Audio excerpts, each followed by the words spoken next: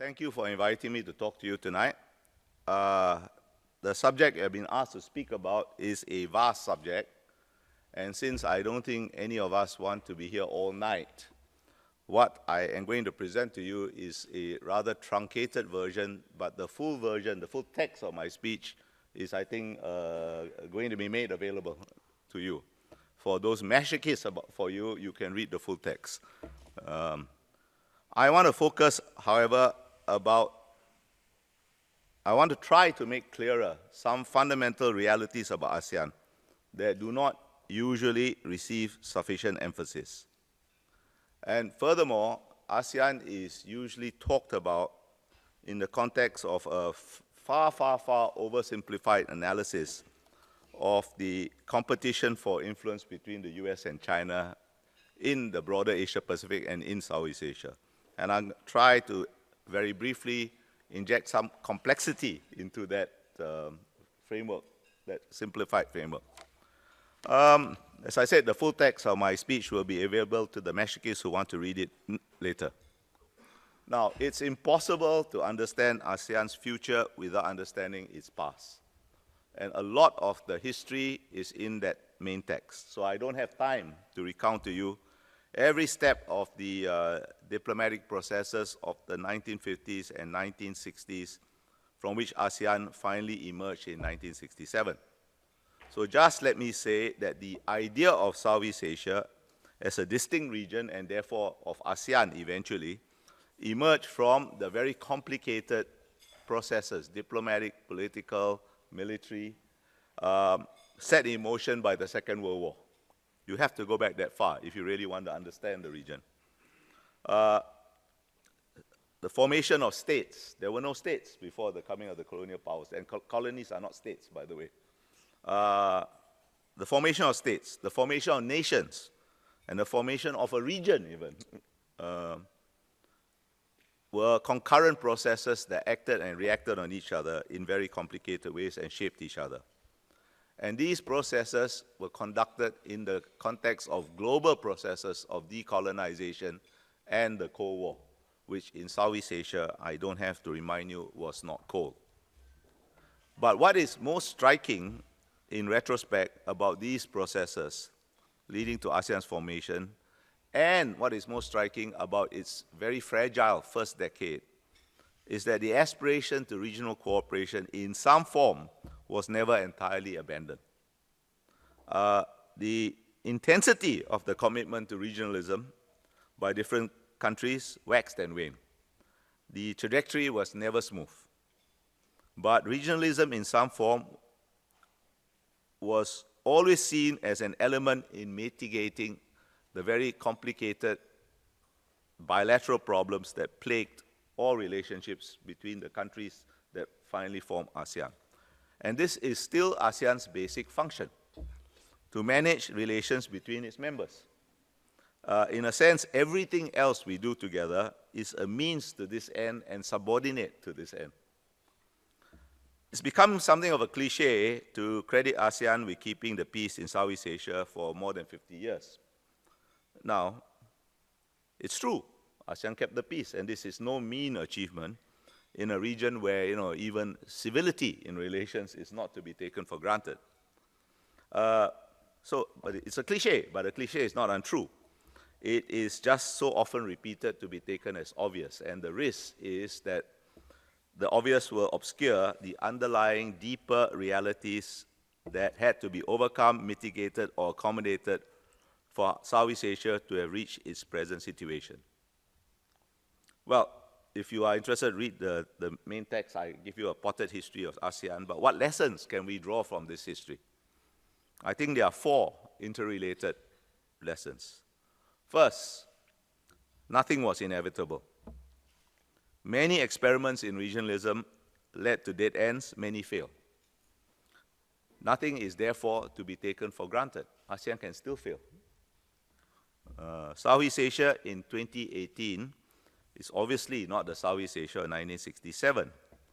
And time and the accumulated experience of working together has built quite a lot of mutual confidence and blunted the sharper edges of the old animosities, the old tensions, the old complications that bedeviled ASEAN, bedeviled Southeast Asia in the 50s, 60s, and even in the 70s. It has blunted those old animosities, but it did not erase them. They are still there, lurking beneath these surface civilities.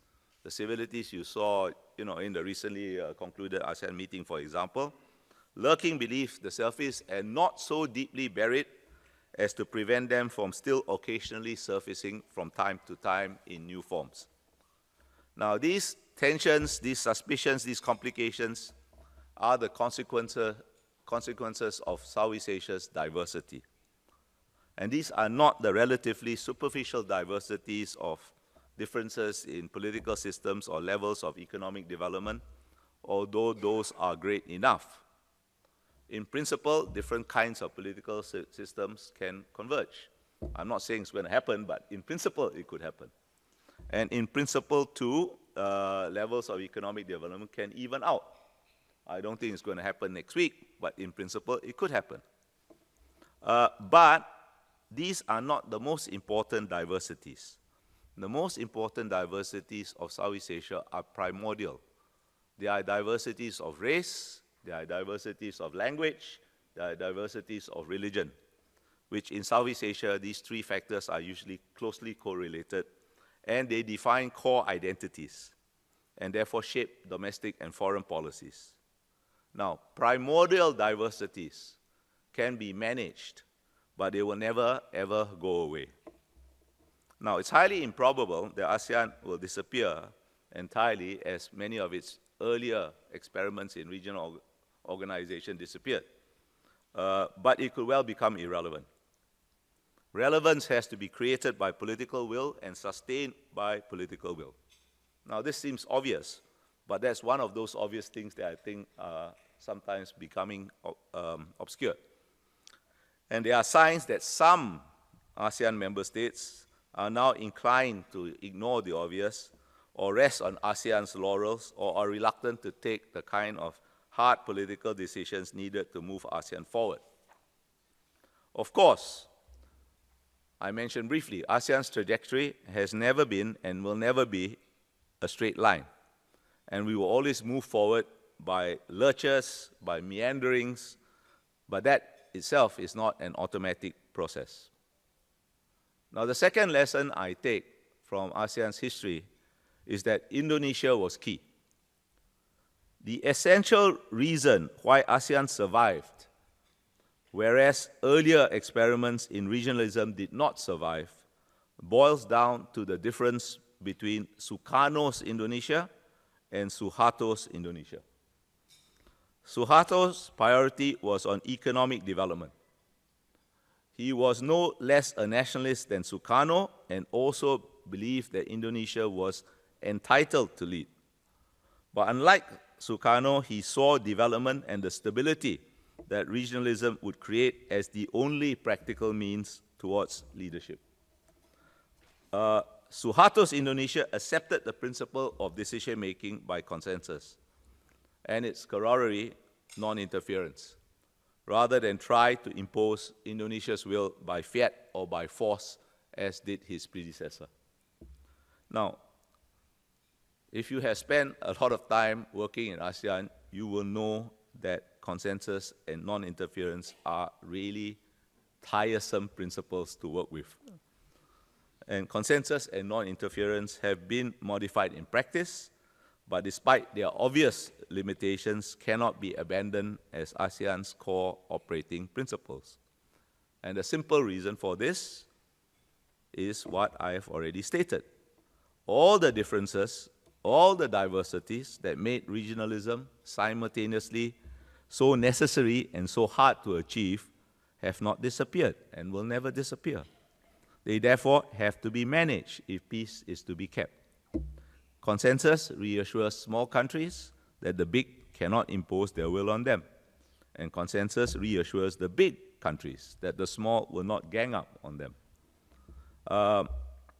ASEAN's most fundamental consideration is always to preserve the organization, even if it means inaction or consensus only of form.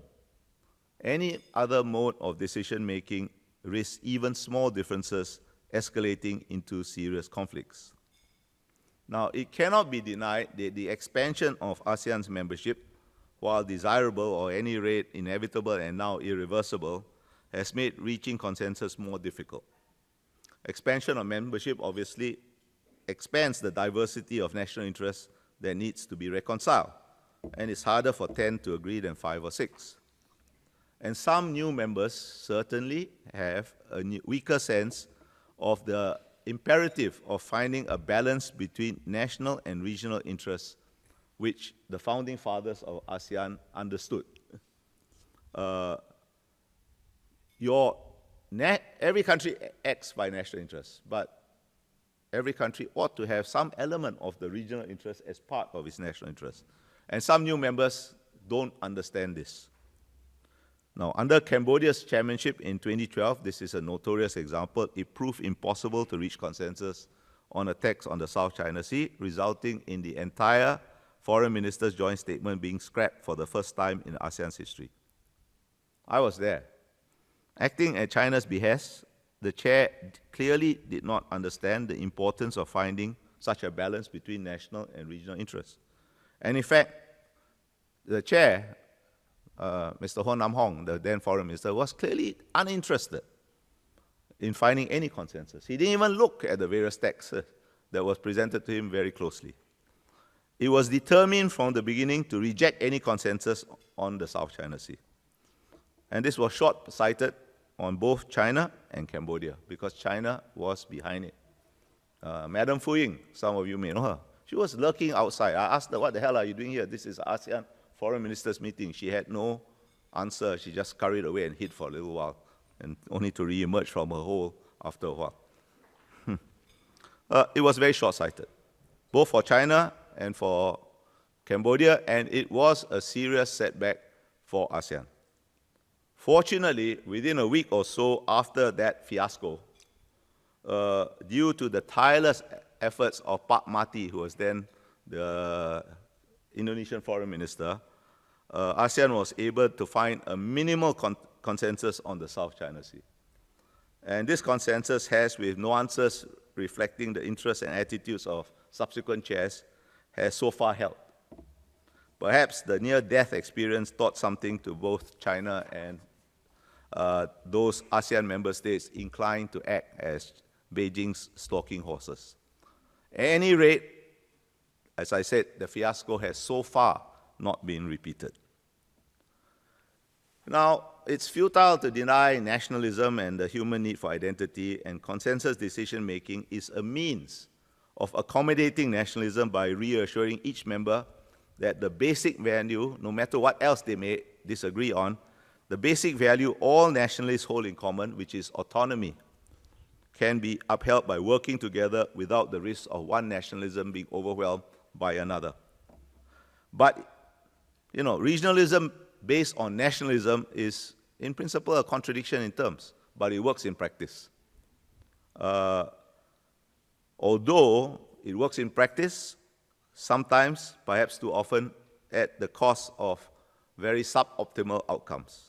But this is the unavoidable price we pay for having any sort of regional organization.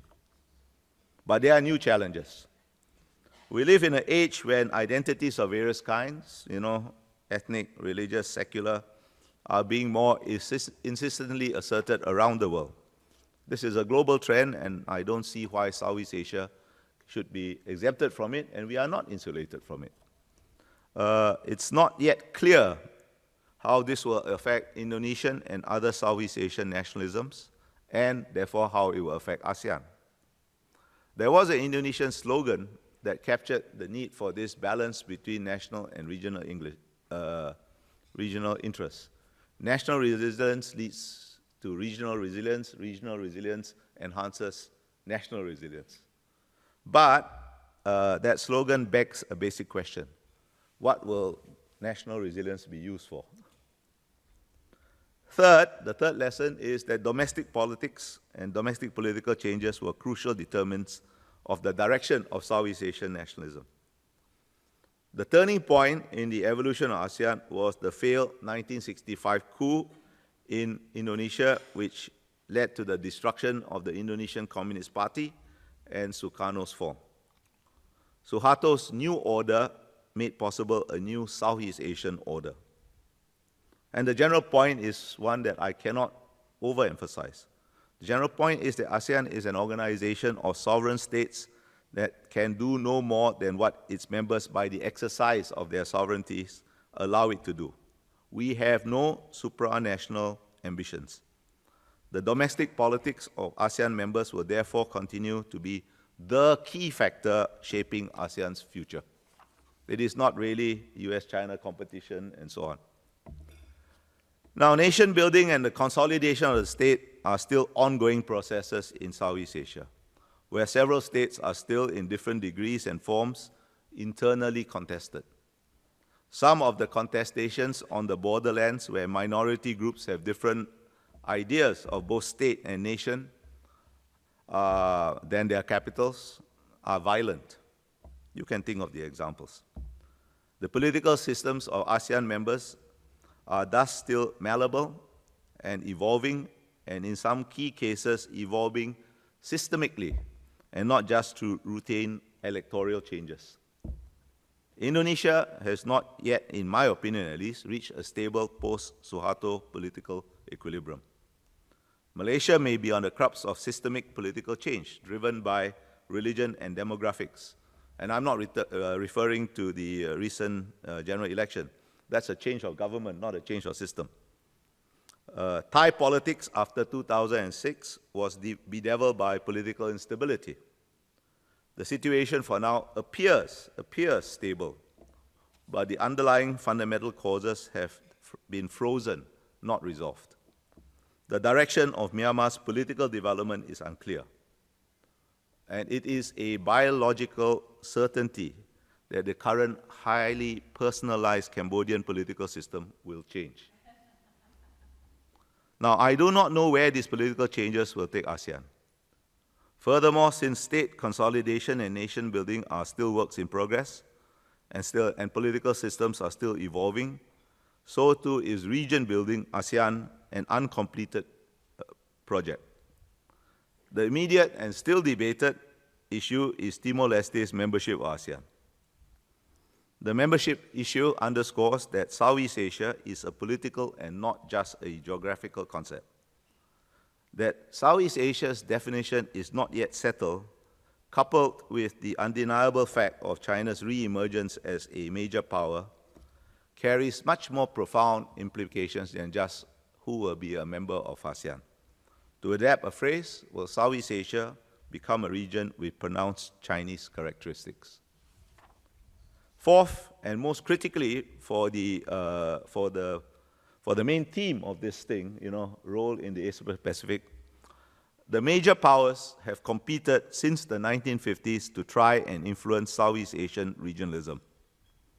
But none of them have ever been able to shape the regional architecture entirely in accordance with their own preferences, although they have exercised significant influence during certain periods.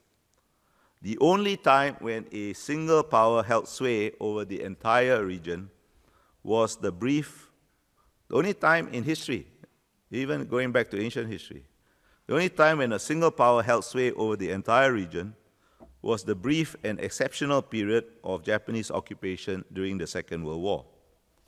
Southeast Asia is just too complex and diverse, some, the unkind will say unruly, a region, to be captured whole. It's like trying to squeeze Jell-O. Some bits will always slip through your fingers. The major power contest to shape Southeast Asia regionalism will never end. It has only taken a new form. The contest now takes place within and over ASEAN. In the past, there were major powers, the Soviet Union and Maoist China, that wanted to destroy ASEAN. But no major power now seeks to destroy or replace ASEAN. Instead, they seek to capture it. Southeast Asia has always been an arena of major power competition. Once upon a time, this concept of ZOFAN, a zone of peace, freedom, and neutrality, and SHONFIS, a Southeast Asia nuclear weapon-free zone, were supposed to, were failed attempts to finesse this uncomfortable reality that we are in the middle of major power competition. The terms linger on in the ASEAN lexicon. We still occasionally talk about ZOFAN and SHONFIS, but without much substance, because language cannot overcome geopolitical reality. Now, the concept of ASEAN centrality, which of course is much more often used than understood, and in fact, ASEAN is much more often referred to than understood. The concept of ASEAN centrality takes a more realistic approach to the same challenge of dealing with major power competition than ZOFAN or SHONFIS. ASEAN centrality does not futilely seek to exclude the major powers or to limit them. Instead, it tries to leverage on the unavoidable by inviting all the major powers to participate in forums such as the ARF, the East Asia Summit, the ASEAN Defense Ministers Meeting Plus, and making them all dialogue partners. ASEAN can be useful, at least occasionally useful, that means central, which is because these forums and ASEAN itself are coherent enough to serve as supplementary instruments for the major powers to advance their interests in Southeast Asia, while not being so strong as being able to prevent or stymie their most vital interests. There's nothing particularly unusual about this. You know, that's the purpose of the veto in the UN Security Council, for example. The ASEAN forums work best when they don't work too well. Now, in 2016, a Chinese vice minister, in the presence of Foreign Minister Wang Yi, bluntly told the ASEAN foreign ministers that as far as the South China Sea was concerned, ASEAN was not central. Now, that vice minister was rather rude, but he was not entirely wrong.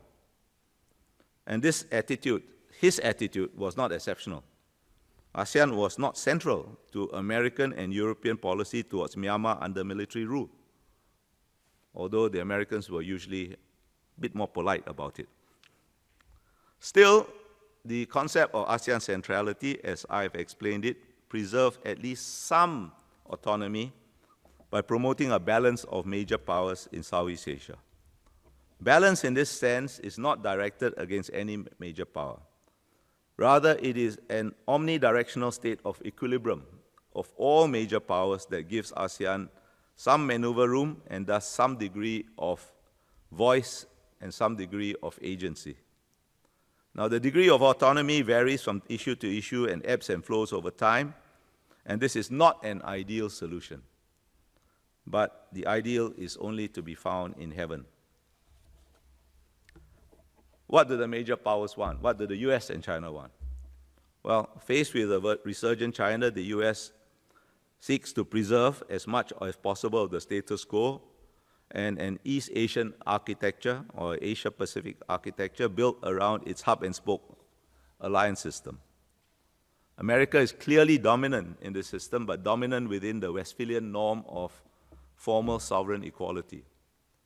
Such a system structurally maximizes the scope for small states to exercise agency, of course, provided no vital US interest is at stake, and of course, provided the small state has the will, the wit, and the agility to take advantage of the opportunities.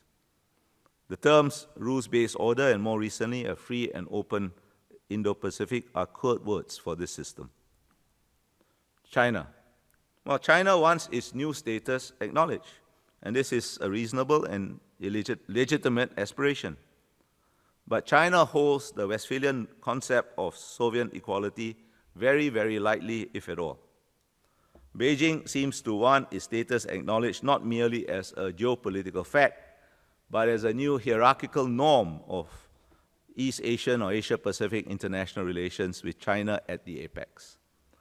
And this is an entirely different matter from recognizing a geopolitical fact.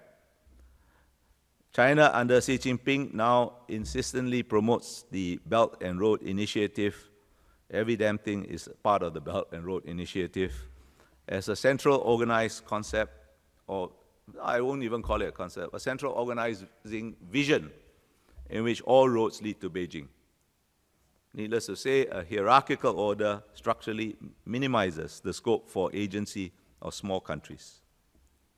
Now, the South China Sea has become something of a proxy for the contest between American and Chinese ideas of regionalism. It must be admitted that ASEAN has not covered itself with glory on this issue. But it is beyond ASEAN's capabilities to resolve disputes in the South China Sea. This is a big boys' game, as was, by the way, the Cambodian issue in the 1980s. But strategically, at the big boys level, the South China Sea is, in my view, a stalemate. Nobody can make the Chinese drop their claim to the entire South China Sea or make them dig up those artificial islands it has constructed and throw the sand back into the sea. And Beijing will certainly deploy military assets on the islands, perhaps only periodically, but in time, permanently. But crucially, China cannot stop the US and its allies operating in, through, and over the South China Sea without risking war. If war breaks out, those islands and the military assets on them are only targets. Overall, the US is still military dominant and will remain so for quite some time to come, although over the very long time, a more symmetrical military equation is bound to evolve in the Asia-Pacific. But even within a more symmetrical military equation, I do not think China can prevail. At most, it will be a draw if there is a conflict. And a loss, or a draw even, will put the role of the Chinese Communist Party at risk. And I doubt the party will gamble. The stakes are just too high. The most core of all China's core interests is the preservation of party rule. Now, stalemate in the South China Sea is again not ideal, but in situations short of war, that is to say, for the purpose of day-to-day diplomacy, preserves again maneuver space for ASEAN. Again, whether we have the will and the wit and the agility to take advantage of that space is, of course, another matter. At any rate, no ASEAN claimant has been forced to give up its claims. Now, we pay more attention to the sea, but the land is as important. China, by virtue of proximity and its weight, will always exercise significant influence in Southeast Asia. China's natural gravitational pull is being enhanced by various infrastructure projects. These projects have geopolitical consequences. They could, in effect, merge Southwest China and mainland Southeast Asia into one economic and therefore strategic space. International boundaries will, of course, remain as lines on maps, but they could be relegated to inconveniences or irrelevancies. And herein lies the geopolitical significance of ASEAN's economic integration project. Nobody wants to cut themselves off from the economic benefits that China offers. That would be stupid. But if ASEAN succeeds in creating a common market and common production platform, this will preserve an economically coherent and authentically Southeast Asian countervailing concept of region that will enable us to enjoy the synergies of contiguity with China without subordinating identities. Now, the next phase of ASEAN economic integration will require some very hard political decisions on intrinsically complex issues such as non-tariff barriers, services, and in some degree, labor mobility. The political changes underway, I earlier mentioned, do not make this the most propitious of times to take tough decisions. Now, this is not to say that ASEAN will inevitably fail, nor is it to say that we will inevitably succeed either. If you read the history of regionalism in Southeast Asia, it's replete with contingencies and, as I have said before, has never unfolded along a smooth trajectory. Now, many of the infrastructure projects needed to enhance connectivity between ASEAN members fall under the general ambit of the Belt and Road Initiative, or BRI. The BRI, you all know, is President Xi Jinping's legacy project, embedded at the very center of the narrative of the great rejuvenation of China and the realization of the China dream, by which the Chinese Communist Party now legitimates its rule. Now, much of the commentary on President Xi's 19-party Congress speech last year focused on China's global ambitions and the abandonment of Deng Xiaoping's policy of hiding one's light and biding time. Well, the ambition was certainly clear. There is nothing unusual about a big country having big ambitions. But the overwhelming focus of Mr. Xi's 19-party Congress speech was, in fact, domestic. The clear emphasis of that speech was on President Xi's redefinition of the new principal contradiction facing China, between China's, and I quote, between China's unbalanced and inadequate development and the people's ever-growing needs for a better life, end quote, and consequently on the urgent imperative of revitalizing the Chinese Communist Party to meet those needs. Now, this redefinition of the principal contradiction is very important and not being sufficiently emphasized, because it prescribes an extremely complex domestic, economic, social, and political agenda, which, as the speech makes clear, is connected to the continuation of Communist Party rule. What is the agenda?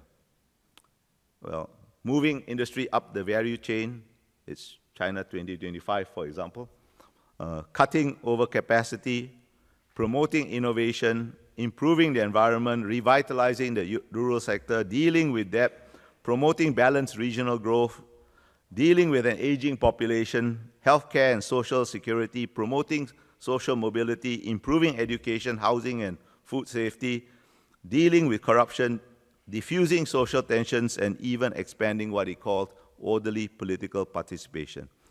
Now, I've taken this list from that speech, and it's only a partial list. And each issue I mentioned is a major challenge in itself. Now, moreover, the 19-party Congress last year referred only very obliquely to a key issue left over from the 18th Party Congress in 2012. The 18th Party Congress had acknowledged that the Chinese model that led to the spectacular growth of the 1990s was unsustainable over the long run. It recognized that a new model required a greater role for the market to improve economic efficiencies in key sectors. But what is the appropriate balance between market efficiency and Communist Party control? A new growth model requires structural changes. But how to make such changes without risking internal instability that could jeopardize party rule? Now, the 19th Party Congress offered no clarity on these central questions. President Xi reaffirmed the commitment to economic efficiency, but his stronger insistence on party discipline, party control, the party's leading role, may have sharpened the challenge of finding a new balance between control and efficiency. And this challenge is fundamental, perhaps even existential, because I don't see any alternative to the rule of the Chinese Communist Party for China. And the BRI is as much about dealing with this core challenge as it is a new global strategy or a manifestation of ambition. Think about it. The BRI is, in its essence, is essentially the externalization of the old growth model, heavily dependent on state-owned enterprise-led infrastructure investment that the 18th Party Congress had already acknowledged or recognized as unsustainable within China. Now, by exporting that old model, by planting it around the world, the BRI buys some time for Beijing to deal with the fundamental question of finding that new balance. But the BRI does not in itself prescribe a new model. And it remains to be seen how this core challenge will be dealt with by President Xi in the context of President Trump's approach much more robust approach to trade with China. And that approach has complicated all those issues I rattled out for China. It's becoming evident, too, that transplanting the Chinese model overseas can result in serious liabilities for both China and recipient countries. For recipient countries, the main liability is the debt trap. For China, its presence often evokes as much resentment as admiration or gratitude, and China suffers from a persistent deficit of soft power. In Southeast Asia, concern over terms of agreements have led to delays in several projects and attempts to renegotiate projects, most recently in Malaysia. And if you want, anybody who travels around Southeast Asia will hear many anecdotes about resentment about the overbearing Chinese presence. And there's resentment and some pushback, even in countries highly dependent on China. Now, there is no country in Southeast Asia that is that is as subordinate to China or dependent on China as Cambodia under Hun Sen. But in January this year, the governor of Phra Sihanouk Ville in Cambodia wrote a letter to the Interior Ministry complaining about how Chinese investment had increased crime, causing insecurity in his province. Now, that letter, which was of course promptly leaked to Reuters, probably leaked by the governor's staff, not by the Interior Ministry, that letter was a highly unusual event in Hun Sen's Cambodia. And equally unusually, the Chinese embassy in Cambodia publicly acknowledged that there were problems, although it argued that overall Chinese investment was positive. Let me give you another example of a highly dependent state. Laos is another communist state, another Leninist state, and has a close and dependent relationship in China.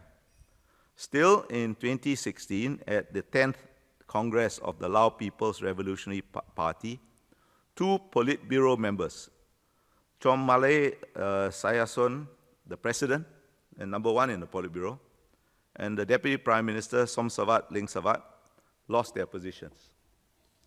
Som Savat is an ethnic Chinese, and both these gentlemen were reportedly overly pro-China. Now, China's activities among overseas Chinese communities is a special concern. This leads China into very, very sensitive territory. And the goal of such activities was neatly summarized by the title of a speech Mr. Xi Jinping gave in 2014 to the 7th Conference of Overseas Chinese Associations. And the title reads as follows: "The rejuvenation of the Chinese nation is a dream shared by all Chinese, all Chinese." In plain language, overseas Chinese should identify their interests with China's interests.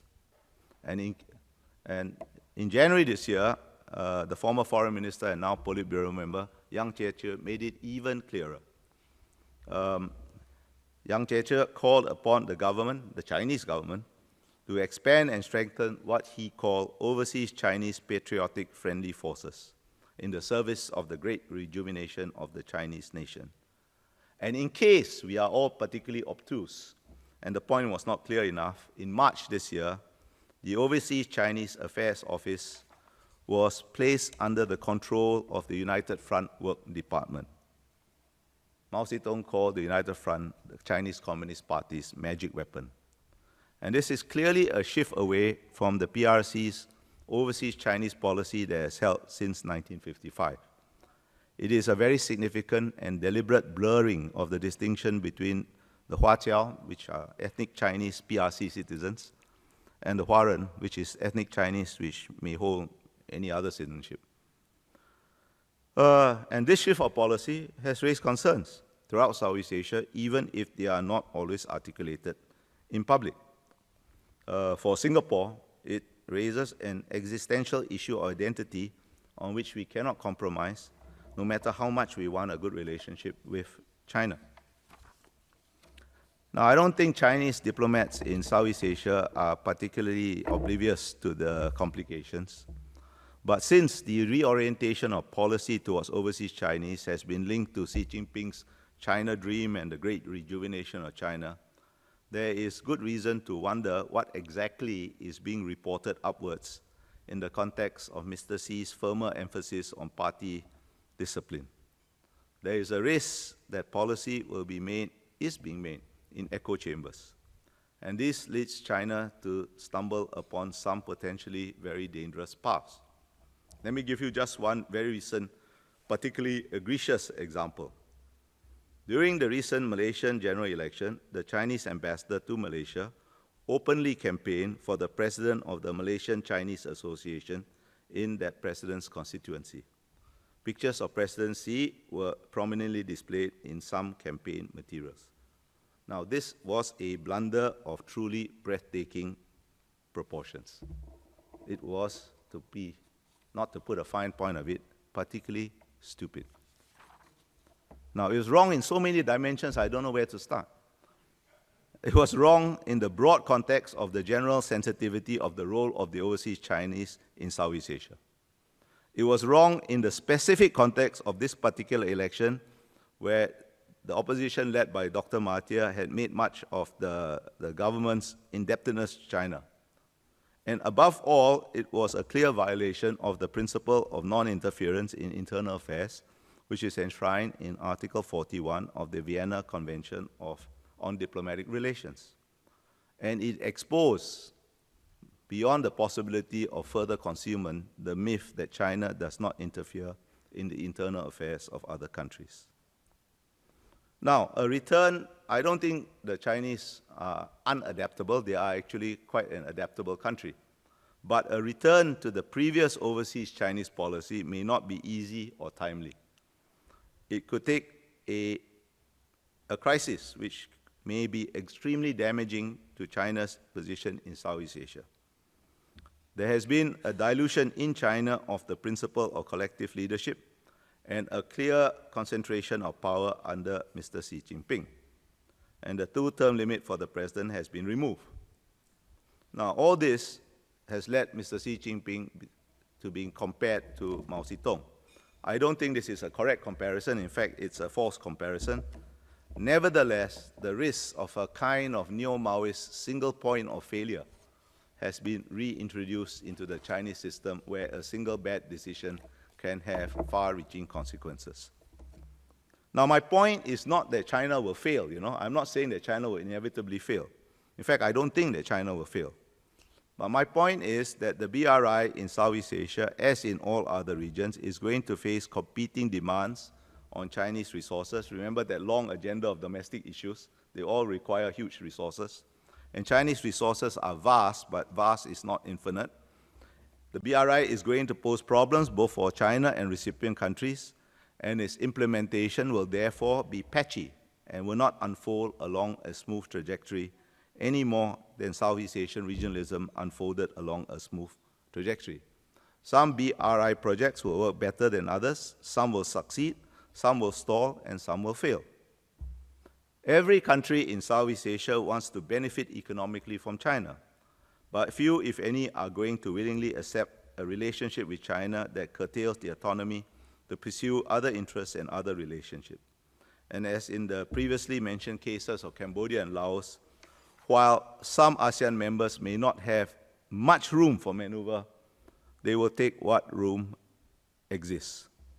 The basic diplomatic instinct of Southeast Asia was best summarized by what a senior Vietnamese official once told me. He was my counterpart. I had asked him what a change of leadership in Hanoi meant for Vietnam's relations with China. His reply was, every Vietnamese leader must be able to get along with China and stand up to China.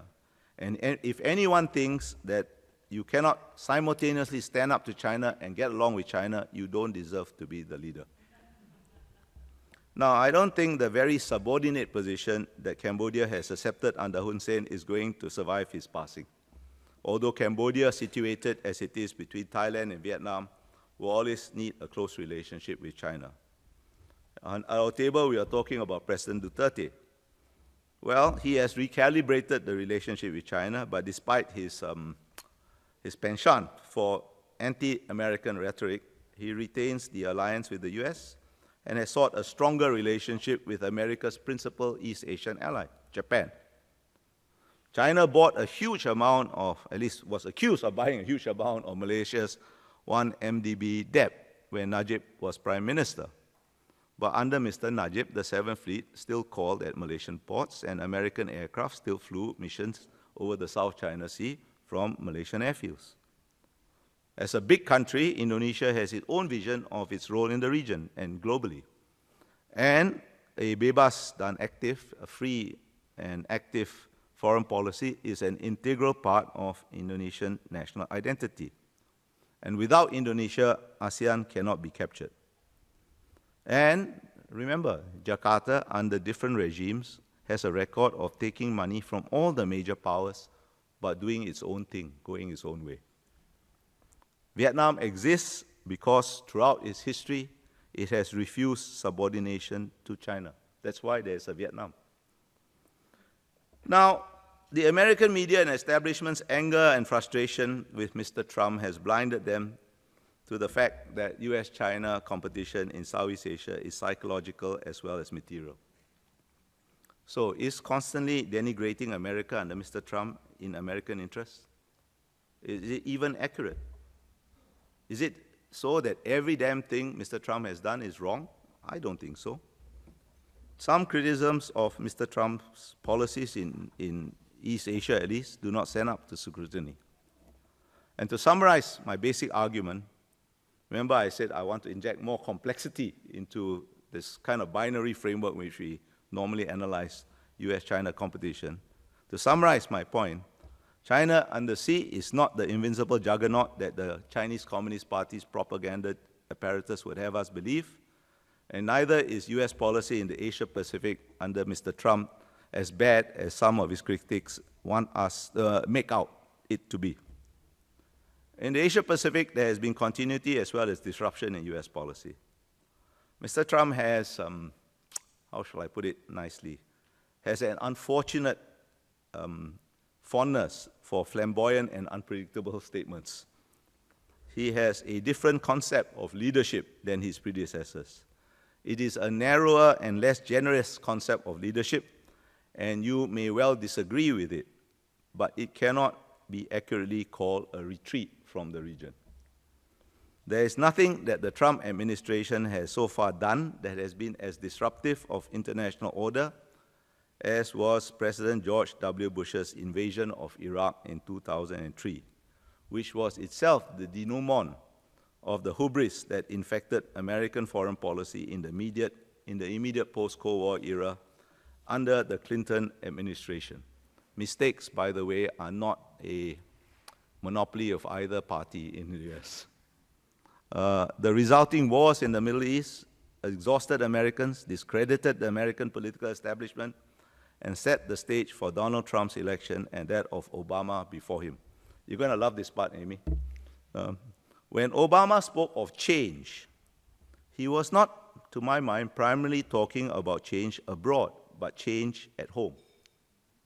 In other words, in effect, and in a far more sophisticated and nuanced manner, he was talking about putting America first. After the Cold War and the intractable wars in the Middle East, there was little appetite for bearing any burden and paying any price to maintain international order. Mr. Obama's preferred solution was multilateral, spreading the burden that way. Mr. Trump's preferences are bilateral, but they are both, to my mind, different manifestations of a new attitude towards American leadership. The cancellation of the TPP was undoubtedly a serious blow to American credibility, but no less serious was Mr. Obama's failure to reinforce the red line he drew in Syria. By the way, when under Mr. Obama, President Mubarak of Egypt went within the space of 1 week from being a 30-year-old ally to a non-person that America would not even give refuge. It echoed with many people in this region because it reminded us of how America treated Suharto, another 30-year-old ally. Well, the failure to enforce the red line in Syria was a serious blow to American credibility, as serious as, the failure to follow through with the TPP. And when Mr. Trump decided to bomb Syria while at dinner with President Xi Jinping, it was, to my mind, a brilliant stroke that did much to restore the credibility of American power. Now, some American friends said it was not intended that way. It was purely an accident. My answer to them is it doesn't matter, because the message was the same. And without credible power, there can be no leadership of any kind. Now, if you look at the national security strategy, the national defense strategy, the nuclear review, all of them indicate that the Trump administration is returning to a policy of peace through strength. Now, of course, there are many legitimate questions about this policy, and how it will work remains to be seen. But given the many uncertainties, it's perhaps just as well that the US is returning to time-tested approaches. Now, if we set aside for Mr. Trump's tweets and his flamboyant statements and look at what he has actually done, what has he actually done in this region? The Trump administration has not abandoned US alliances with Japan, South Korea, and Australia. He's shaken them up, but they are still there. He has given the Seventh Fleet greater latitude to conduct freedom of navigation operations in the South China Sea to challenge China's claims. And very important, he has done so without the quasi-metaphysical public debates about whether a particular action was really a FONOP or not that the Obama administration indulged in, which undermined the effect of their FONOPs. I don't see any sign that the US is preparing to withdraw from this region. The Guam Doctrine of 1969 was a far more serious reorientation of US policy than anything Donald Trump had said during the campaign or since done. The main risks that have emerged under the Trump administration are in trade. The Trump administration's de-emphasis of multilateralism in favor of bilateralism and on fair and not free trade, and its declared intention to retaliate robustly against perceived unfairness carries serious risks, very serious risks, for all countries in the Asia-Pacific. But that the main target is China is now abundantly clear. It is, in fact, something of a misnomer to call the unfolding US-China dynamic a trade war. Trade is the means, but this is in reality strategic competition. And this shift of policy will, I think, persist beyond the Trump administration. It is a new mood and a new approach. The legislation that is now passing through Congress, in fact, with record speed, there are various kinds of legislations, FIRMA, the new Defense Authority, what is it, Defense Authorities, National Defense Act, new Export Control Act, and they are all smaller little bits of legislation. All these are passing through Congress, to my mind, at record speed, and are permanent statutory changes to how the US will deal with China. And China seriously misread the situation, because this has been building, this is not something Mr. Trump did, you know. This has been building up for a decade or more, and they seem to have missed it or downplayed it. China seriously misread the situation and showed its light far too prematurely. And remember, despite the very brave rhetoric that Mr. Xi Jinping has indulged in at Davos, at Da Nang during the APEC summit, and at Bao Forum earlier this year, China cannot replace US leadership. Why? The US led by being open and generous. Now, this idea that the American model or the Western model is universal is a delusion. It's one of those fond, quirks that our American friends have. But still, American openness allowed adaptations of the American model in its economic aspects to develop around the world and more or less voluntarily link themselves one way or another with the US, while retaining considerable autonomy. And China itself is an example. America under the Trump administration is now not prepared to be generous. And it's not just Trump, I think. This is going to be, with nuances, a new normal for quite some time to come. But despite its win-win rhetoric, the Chinese approach is far too transactional to replace American leadership. It engenders resistance as well as compliance, and the Chinese model, don't forget, is built around the structure of a Leninist state, of which only 5 remain in the world, and is too deeply Chinese in its characteristics to be widely replicable elsewhere. There has been discontent and resistance, I gave you a few examples, in many countries. Countries as far apart as Colombia, Pakistan, Kyrgyzstan, can go on. There are many examples. And even in Europe, Europeans, bless their souls, their sanctimonious souls, may find Mr. Trump distasteful, but it has its own serious concerns about China's economic policies and is beginning to take its own actions against China. China was the main beneficiary of a US-led post-Cold War globalized world order. It could also be, therefore, the main loser if that order descends into further uncertainty. China's rise and the BRI itself are built on the foundations of the current open US-led order. Think about it. Can the BRI succeed if the US and China trade war escalates even further and the world turns protectionist? I don't think so. And can an open order be maintained by China on the basis of a still largely closed model? It is precisely how much more and how China should open up that Beijing has yet to decide. So I don't think China can lead. Not the same way. Now, I'm not suggesting again that China will fail or never exercise global leadership. My argument is only that for the foreseeable future, it is far more credible to envisage China playing a bigger role within the existing order than see China displacing the US as leader or China replacing the current order with its own order. In fact, the problem that we are all going to face for the foreseeable future is a deficit of international leadership.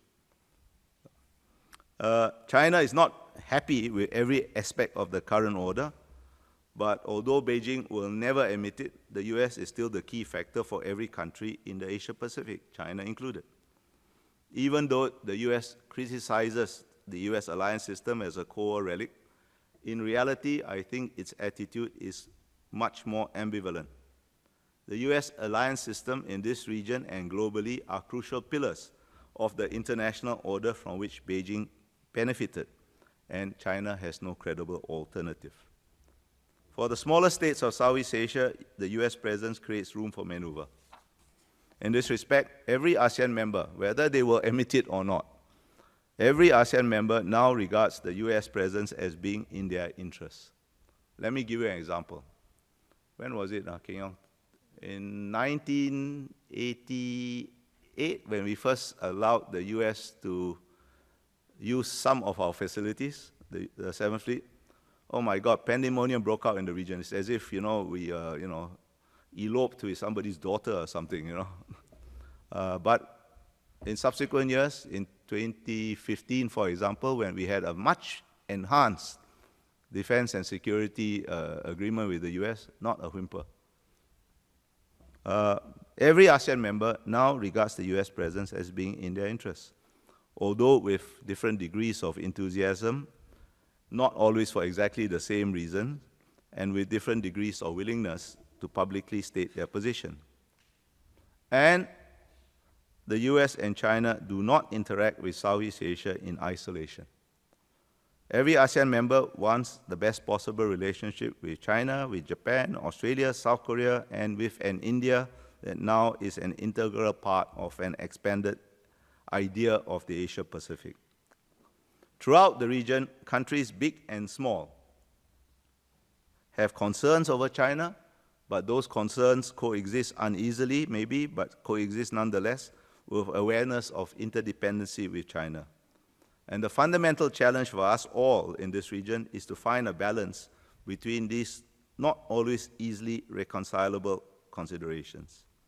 And the search for that balance is also the core challenge for the US and China as they seek a new modus vivendi with each other, because the US and China relationship is one that is characterized by simultaneously profound strategic mistrust and profound interdependency of a new type between major powers. And consequently, it is not only ASEAN that simultaneously hedges bandwagons and balances. We are always continually going to have to tilt one way or another in response to changing circumstances and developments, but it is not very likely to me to see that we will jump one way forever or one other way forever. And for this fundamental reason, it's easier to imagine a multipolar future for the Asia-Pacific than a future that is entirely Chinese or entirely American. The US cannot preserve the status quo because the status quo has already changed.